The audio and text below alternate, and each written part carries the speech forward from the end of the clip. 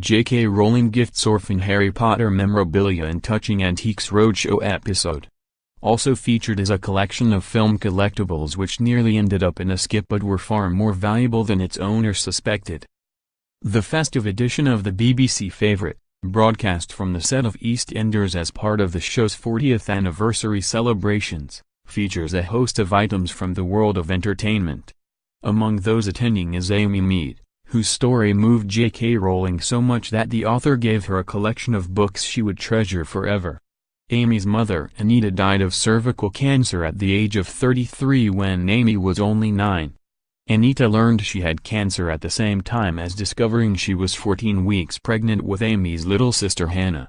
Treatment for the cancer would have required Anita to terminate her pregnancy, which she was not prepared to do. Hannah was born in 1995 but Anita never recovered. Deciding to go ahead with the pregnancy, realizing she was probably going to sacrifice her life, she died in 1997, said Aimee, who is now 29. Aimee had lost her father as a child and she helped bring up Hannah, along with her stepfather David. JK Rowling learned about Harry Potter fan Aimee's story, and in the autumn of 2003 she came home from school to find a big box waiting for her. "I just burst into tears," she said. Inside were hardback editions of the first 5 Harry Potter books, including one first edition, a signed photograph saying, "To Aimee with love and admiration from JK Rowling," and a personal letter from the author.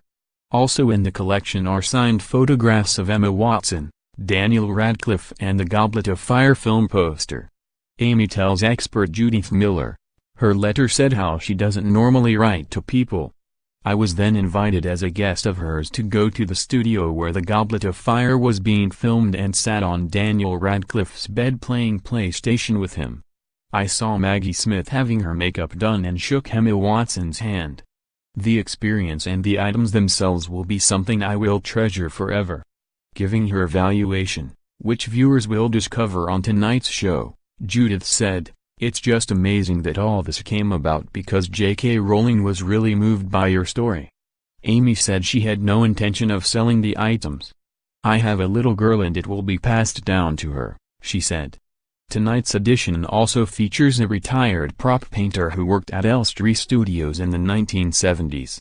His props included a Darth Vader mask from the 1977 original Star Wars film, a medallion from the staff of Raw in 1981's Raiders of the Lost Ark, and the broken axe used by Jack Nicholson in horror classic The Shining.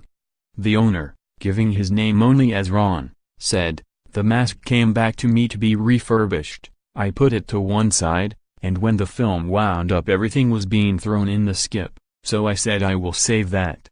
Same with the medallion, it came back to me after the film and they said, 'Here on, look after that.' Same with the axe. I saved them, it could have all gone in the skip." Expert John Baddeley, who has been on Antiques Roadshow for over 20 years, said, "They are the best I have ever seen." His valuation astonished the owner and his family. Later in the show, presenter Fiona Bruce finds herself in the Queen Vic with EastEnders actress June Brown, Cotton, who says, "I love old things, including myself." Other items on the show include a script from the first episode of Doctor Who. Antiques Roadshow is on BBC One tonight at 8 p.m.